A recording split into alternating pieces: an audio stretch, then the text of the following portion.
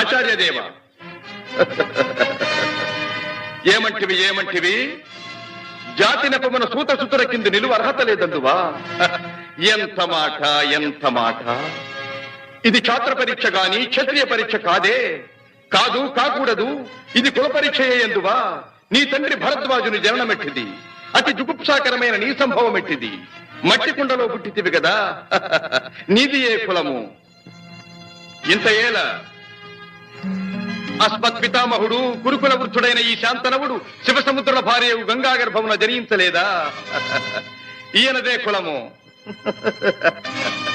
నాతో చెప్పించువేమయ్యా? మా వంశమునకు మూల పురుషుడైన వశిష్ఠుడు దేవవేశ్యకు ఊర్వశీపుత్రుడు కాడా?